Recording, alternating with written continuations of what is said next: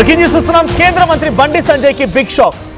2-3 రోజుల్లోనే కేంద్ర మంత్రి పదవి నుంచి బండి సంజయ్ ని తప్పిస్తున్నారు అంటూ ప్రచారం జరుగుతోంది. అయితే ఆ రేసులో ఉన్నారు ఈటెల రాజేందర్ అండ్ ధర్మపురి అరవింద్. ఇప్పటికే కేంద్ర స్థాయిలో అంటే క్షేత్ర స్థాయిలో వారంతా కూడా సంసిద్ధం చేసి పెట్టున్నారు. కార్యకర్తల్లో జోరైన ప్రచారం జరుగుతోంది. అటు ఢిల్లీ అధిష్టానం వరకు కూడా లాబింగ్ మొదలు పెట్టేసినట్టు తెలుస్తోంది. అయితే రేసులో ఈటెల ధర్మపురితో పాటుగా డీకే అరుణ కూడా ఉన్నారు. బండి సంజయ్ బీసీ సామాజిక వర్గానికి సంబంధించిన వ్యక్తి కాబట్టి అదే బీసీ సామాజిక వర్గంలో ఈటెల లేదా ధర్మపురికి అవకాశం ఉండే పరిస్థితి ఉంది. ఈ రకమైన చర్చ జరుగుతోంది. అయితే ఆల్రెడీ కిషన్ రెడ్డి ఉన్న నేపథ్యంలో డీకే అరుణకి ఈ మంత్రివర్గంలో చోటు లేదు. సో బీసీలో నుంచి ఈటెలకి ఇస్తే ధర్మపురికి కోపం, ధర్మపురికి ఇస్తే ఈటెల కోపం. అప్పుడే కొత్త పేరు తమిళకి వచ్చింది. ఆదిలాబాద్ ఎంపీ గోదం నగేష్. సో కేంద్ర కేబినెట్లోకి ఎస్టీ సామాజిక వర్గానికి సంబంధించిన గోదం నగేష్ని తీసుకునే అవకాశం ఉంది.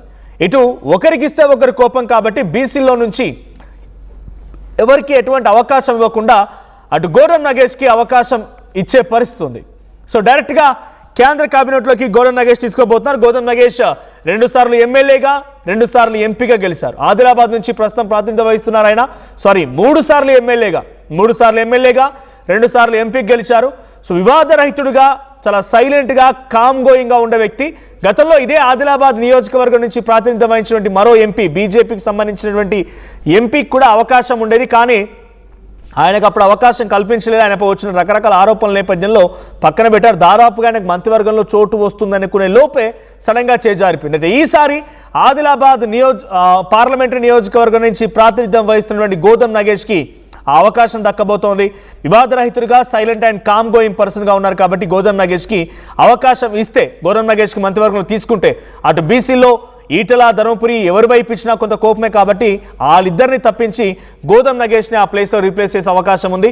సో బండి సంజయ్ని మాత్రం 2-3 రోజుల్లో తప్పిస్తారనే ప్రచారం జోరందుకుంది. సో బీజేపీ హైకమాండ్ తీసుకున్న నిర్ణయం పైన ఇప్పుడు సర్వత్రా ఉత్కంఠ కొనసాగుతోంది. మా ప్రతినిధి శ్రీధర్ సిద్ధంగా ఉన్నారు. శ్రీధర్, సో బండి సంజయ్ పై వస్తున్న ఆరోపణల నేపథ్యంలో కానివ్వండి, లేదంటే రీషఫ్లింగ్ లో భాగంగా కూడా సో బండి సంజయ్ కేంద్ర మంత్రి పదవి నుంచి 2-3 రోజులు తప్పిస్తున్నారనే చర్చ జోరందుకున్న నేపథ్యంలో ఈటెల రాజేందర్, ధర్మపురి అరవింద్ ఈ పేరు తెరమీదకి వచ్చాయి. కానీ ఇక్కడ ఒకరికి ఇస్తే ఇంకొకరి కోపం అనే నేపథ్యంలో గోదం నగేష్ వైపు తిరిగింది ఇప్పుడు ఈ చర్చ అంతా. గోదం నగేష్కి కేంద్ర మంత్రివర్గంలో చోట్ల లభించబోతుందని చెప్తున్నారు. సో దీంట్లో వాస్తవాలు ఎంత, బండి సంజయ్ని తప్పించడానికి గల కారణం ఏంటి, ఎప్పుడు ఆయన దీనికి కొంత గుడ్ బై పలకబోతున్నారు? మనోజ్, బీజేపీలో ఎప్పుడు ఏదైనా జరగవచ్చు. ఏ నేతను ఎప్పుడు ఏ పదవి వరుస్తుందో ఎవరికి తెలియదు. అందులో భాగంగానే గోదం నగేష్ పేరు కూడా తెరపైకి తాజాగా వచ్చిందని చెప్పొచ్చు. ఎందుకంటే ఆదిలాబాద్ కు సంబంధించి గతంలో కూడా అటు స్వయం బాపురావు బీజేపీ ఎంపీగా ఉన్నప్పుడే చివరిలో ఆయనకు ఒకవైపు స్వయం బాపురావు ఉన్నప్పుడే ఆయనకు కూడా కొంత ఎంఓఎస్ ఇస్తారని పెద్ద ఎత్తున ప్రచారం జరిగింది. కానీ తాజాగా మొన్న జరిగినటువంటి ఎన్నికల్లో అభ్యర్థిని మార్చారు, అయినా సరే గెలిచారు. కానీ ప్రస్తుతం ఉన్నటువంటి పరిస్థితుల్లో అగ్రనేతలుగా, తెలంగాణలో అగ్రనేతలుగా ఉన్నటువంటి నేతలు అటు ఈటెల రాజేందర్ కానివ్వండి, అరవింద్ ధర్మపురి కానివ్వండి, మరొక పక్క డీకే అరుణ కానీ, ఈ ముగ్గురు ప్రధానంగా కూడా అటు కేంద్ర మంత్రి సంబంధించినటువంటి దాంట్లో పోటీ పడుతున్నారు. వాళ్ళు రేస్ లో కూడా ముందున్నారు.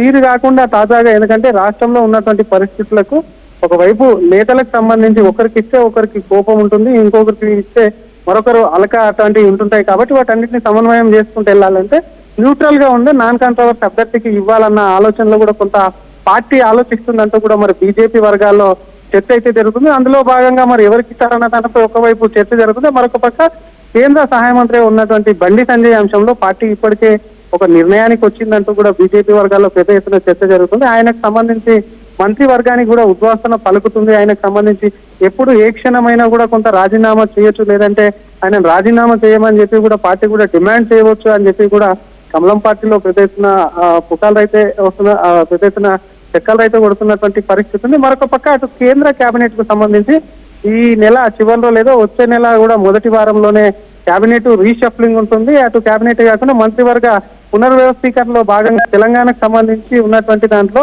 బండి సంజయ్ని తీసేస్తే ఎవరికి ఇస్తారన్న దానిపై ఇందాక చెప్పుకున్న పేర్లే కాకుండా మరొక పక్క ఇంకొందరు ఆశిస్తున్నప్పటికీ బయటకైతే పేర్లు రావట్లేదు. మనోజ్, అటు బండి సంజయ్కి సంబంధించిన అంశంలో రోజుకొక వార్త. ఎందుకంటే బండి భగీరథ అంశం ఆయనకు సంబంధించి ఒకవైపు ఇప్పటికే అటు పోలీసులు ఆయనకు సంబంధించి కూడా పట్టుకున్నారు. ప్రస్తుతం కూడా అటు జైల్లో ఉన్నారు. దానికి సంబంధించి పెద్ద ఎత్తున బండి సంజయ్కి చాలా డ్యామేజ్ జరిగింది కాబట్టి ఆయనకు సంబంధించి తొలగిస్తారని ముందు నుంచి చెప్పినప్పటికీ ప్రస్తుతం ఉన్నటువంటి పరిస్థితుల్లో బండి సంజయ్ మీద కొంత ఒత్తిడి కూడా ఉందని చెప్పొచ్చు మనం. ఎందుకంటే బండి సంజయ్ సంబంధించి కేంద్ర హోంశాఖ సహాయ మంత్రి, అటువంటిది బండి భగీరథ అంశం, అది కూడా పోక్సో కేసుకు సంబంధించినటువంటి అంశం కాబట్టి దానికి సంబంధించి రాజీనామా చేయాలని చెప్పి అటు ఒకవైపు టీఆర్ఎస్ నుంచి మరొకవైపు కాంగ్రెస్ నుంచి పెద్ద ఎత్తున డిమాండ్ వచ్చింది. నేషనల్ పార్టీకి సంబంధించినటువంటి దాంట్లో కూడా ప్రధాన ప్రతిపక్షమైనటువంటి కాంగ్రెస్ ఇతర పార్టీలకు సంబంధించి కూడా కేంద్ర సహాయ మంత్రి పదవికి బండి సంజయ్ ఆయన కుమారుడు చేసిన దానికి కూడా కొంత దానికి కూడా బండి సంజయ్ బాధ్యత వహిస్తూ ఆయన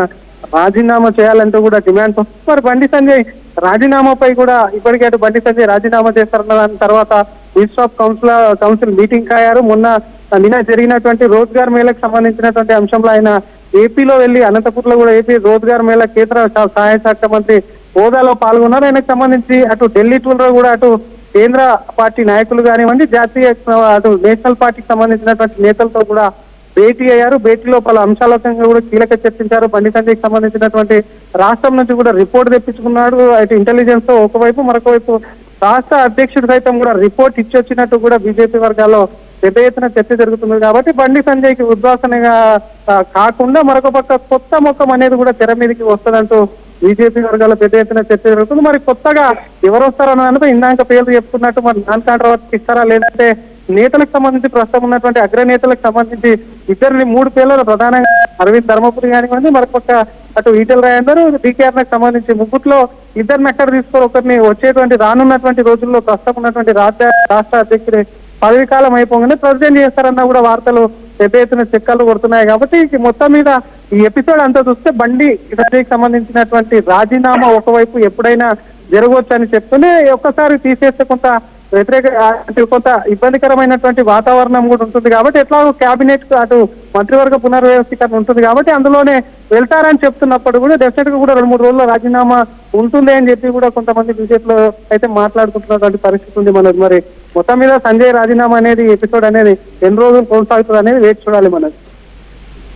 థ్యాంక్ యూ శ్రీధర్. సో మొత్తంగా గతంలో కూడా మిమ్మల్ని తొలగిస్తారట కదా, సోషల్ మీడియాలో జరిగిన ప్రచారం ఏంటంటే బండి సంజయ్ తొలగిస్తే కొత్త పార్టీ సైతం బండి సంజయ్ పెట్టబోతున్నాడు అనేటువంటి ఒక చర్చ సోషల్ మీడియాలో జరిగింది. దానికి ఆయన బీజేపీ కార్యాలయానికి వచ్చిన తర్వాత ఆయన మాట్లాడిన మాటలు ఏంటో వినండి. I will continue again. ఒకసారి బండి సంజయ్ ఏం మాట్లాడారో చూడండి.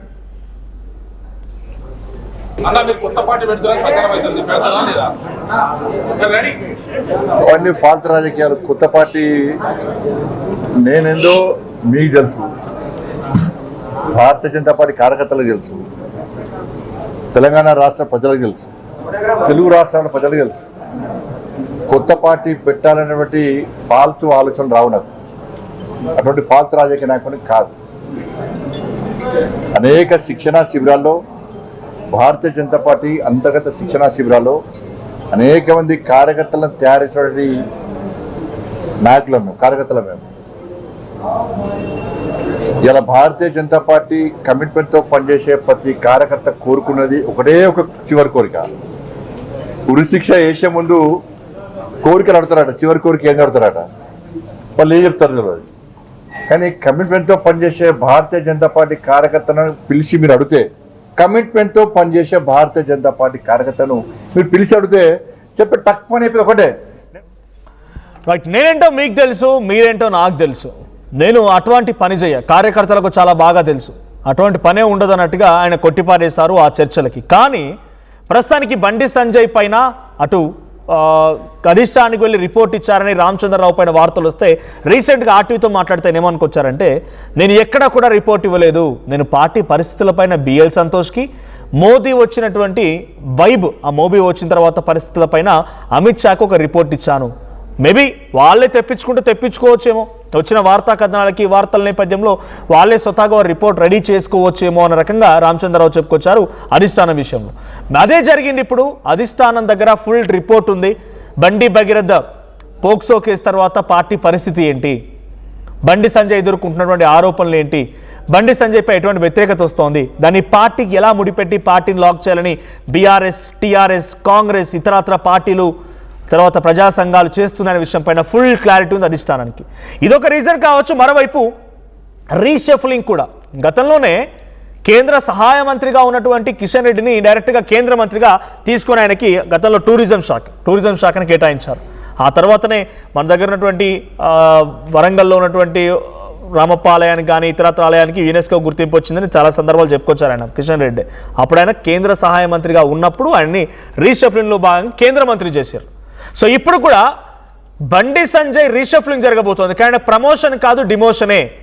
ఆ స్థానంలోకి ఈటెల రాజేందర్ అండ్ ధర్మపురి అరవింద్ పోటీ పడుతున్నారు. ఇప్పటికీ లాబింగ్ మొదలు పెట్టేశారు అనే ఒక చర్చ ఊపందుకుంది. కానీ అక్కడ బీసీల కేటాయిస్తే ఒకరికి ఇస్తే ఇంకొకరికి కోపం, అటు ఈటెల రాజేందర్కి ఇస్తే ఆ ధర్మపురికి ఆ వర్గానికి కోపం, ధర్మపురికి ఇస్తే ఈటెల వర్గానికి కోపం. కాబట్టి ఇద్దరిని పక్కన పెట్టి ఎస్టీ గోదం నగేష్కి ఇస్తే ఎటువంటి తగాదా ఉండదు, ఎటువంటి ఇబ్బంది ఉండదు. అటు ఎస్టీలకు ఇచ్చినట్టు అవుతుంది, ఎస్టీల నుంచి చాలా మద్దతు దొరుకుతుంది. కేంద్ర మంత్రుల నుంచి తెలుగు రాష్ట్రాల్లోకి ఎస్టీకి అవకాశం ఇస్తే దీనికి తోడు గోదం నగేష్ వివాద రహితుడిగా ఉంటాడు, చాలా కామ్ అండ్ సైలెంట్ గోయింగ్, ఏం చెప్తా చేస్తారు అంతే ఒక రకంగా చెప్పాలంటే. అలాంటి వ్యక్తికి ఇవ్వచ్చు మరి అనుకోవచ్చు. ఆయన రీసెంట్గానే బీజేపీలోకి వచ్చిన కదా, వచ్చిరాగా ఎలా ఇస్తారని చెప్పి ఈటెల రాజేందర్ కూడా పోటీ పడుతున్నారు. ఈటెల రాజేందర్ వచ్చింది రీసెంట్గానే, ఆయన ఎమ్మెల్యే గెలుపొందారు, ఆ తర్వాత ఎంపీగా పోటీ చేసి ఎంపీ గెలుపొందారు.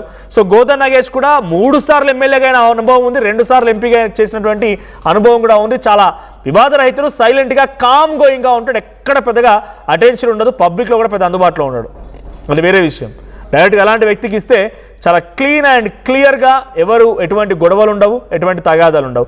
సేమ్ యాస్టీస్ రాష్ట్ర అధ్యక్షుడికి సంబంధించిన జరిగిన సిచ్యువేషన్లో కూడా ఈటెల రాజేందర్ పోటీ పడ్డారు, కిషన్ రెడ్డి పోటీ పడ్డారు. ఒకనొక సందర్భంలో నేను కూడా అర్హుడిని అన్నట్టుగా ధర్మపురి మాట్లాడుకొచ్చారు, రఘునందన్ రావు మాట్లాడుకొచ్చారు, డీకే అన్న పేరు వినిపించింది, చాలామంది పేరు వినిపించాయి. ఈటెల రాజేందర్ అయితే ప్రప్రథమంగా నాకే వస్తున్న రకంగా ధీమా ఉండే సోషల్ మీడియాలో తన అనుచరులు సంబరాలు కూడా చేసుకున్నారు. కానీ ఎవరికి ఇచ్చినా కోపం అన్నట్టుగా సడన్గా ఏమాత్రం ఊహకందని రీతిలో రామచంద్రరావుకి ఇచ్చి బీజేపీ అందరి నోర్లు మూయించింది. ఇప్పుడు జరగబోతోంది అదే.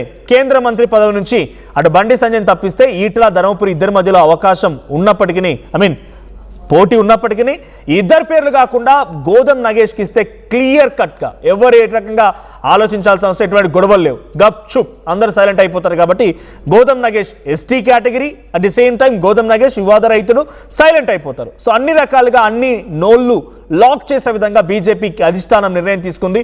సో ఏ క్షణమైనా 2-3 రోజుల్లో బండి సంజయ్ని మరి తప్పిస్తారా, రాజీనామా చేయిస్తారా, ఏం జరుగుతుందో తెలియదు. కానీ ఆయన కేంద్ర మంత్రి పదవిని మాత్రం తప్పిస్తారనేటువంటి ఒక చర్చ ప్రధానంగా జోరందుకుంది. సో మీరేమనుకుంటున్నారు? బండి సంజయ్ని తప్పిస్తే ఎవరికి ఆ స్థానంలో మంత్రివర్గంలోకి చోటు లభించాలి? ఇలా తప్పిస్తారా, రాజీనామా చేయిస్తారా, డైరెక్ట్గా బర్తరఫ్ చేస్తారా, ఏం చేస్తారనుకుంటున్నారు? మీ అభిప్రాయం ఏంటో కామెంట్ చేయండి.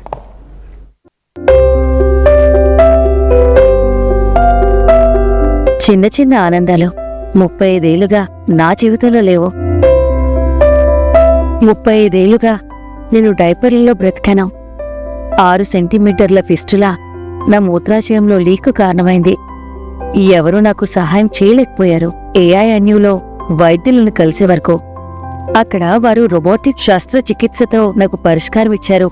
వారు నా ఆత్మవిశ్వాసాన్ని కూడా తిరిగిచ్చారు. Precision care makes it possible. The Center for Robotic Surgery at AINU